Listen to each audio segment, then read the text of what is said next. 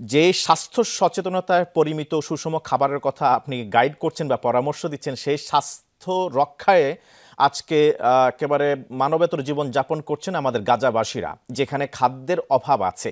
এই ক্ষেত্রে বর্তমানে আমাদের আসলে করণীয়কে কি পরামর্শ দিবেন আপনি আমাদেরকে বা বিশ্ব মুসলিম উম্মাহকে? এই বিষয়ে যদি আপনি সুনির্দিষ্টভাবে কিছু কথা বলতেন দর্শকদের জন্য বা আমাদের মুসলিম উম্মার জন্য, প্লিজ।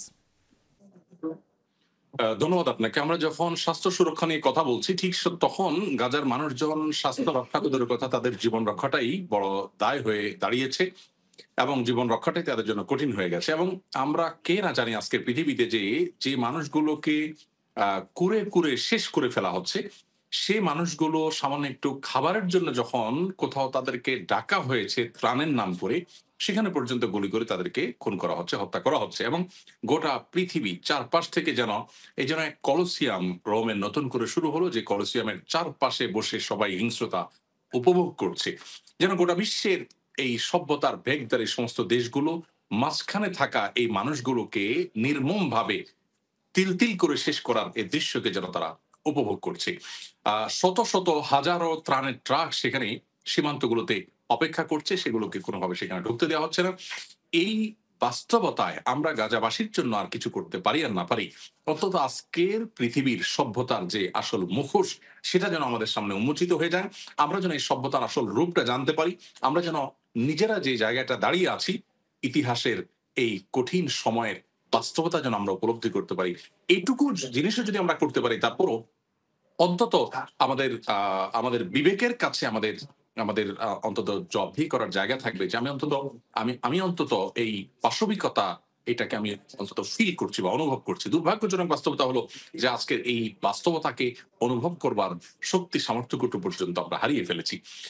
শিশুদেরকে সেখানে শেষ করা হচ্ছে। আমরা স্বাস্থ্য নিয়ে যখন কথা বলছি, সেখানে স্বাস্থ্য কর্মীদেরকে পর্যন্ত গুলি করে মেরে ফেলা হচ্ছে।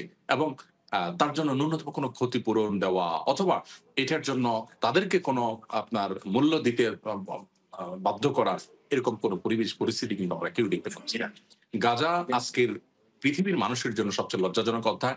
এই পৃথিবীতে যারা আমরা বেঁচে আছি এই মুহূর্তে, ইতিহাসে আমাদেরকে আহ আমাদেরকে যেভাবে চিত্রায়িত করবে, সেটা হয়তো ইতিহাসের সবচাইতে কাপুরুষ, ইতিহাসের সবচাইতে ব্যর্থ মানুষ হিসাবে আমরা হয়তো চিত্রায়িত হব, যে আমরা আসলে তাদের জন্য কিছুই করতে পারলাম না। দুর্ভাগ্য আমাদের জন্য, যারা আমাদেরকে আহ সারাদিন মানবতার সবক শেখায়, যারা আমাদেরকে মানবাধিকের সবক শেখায়, সেই মানুষগুলো তারা মূলত আজ তাদের আসল রূপ দেখাচ্ছে।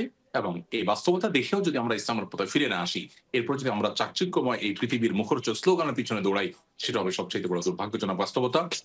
গাজার মানুষের জন্য আমাদের প্রত্যেকের যার যার জায়গা থেকে যার যার শক্তি এবং সামর্থ্যের শেষটুকুন দিয়ে গাজার মানুষের পক্ষে অবস্থান নেওয়া, তাদের জন্য কথা বলা, তাদের জন্য চেষ্টা করা, এই দায়িত্বটুকু অন্তত আমরা যেন পালন করতে পারি। এবং আমাদের যে অপরাধ, এক্ষেত্রে আমাদের যে অক্ষমতা, আল্লাহ যেন সেটাকে ক্ষমা করেন এবং তাদের বেঁচে থাকার অধিকারটুকু যেন তারা ফিরে পায়, সেই দোয়ার অপেক্ষা ঋণের প্রতি।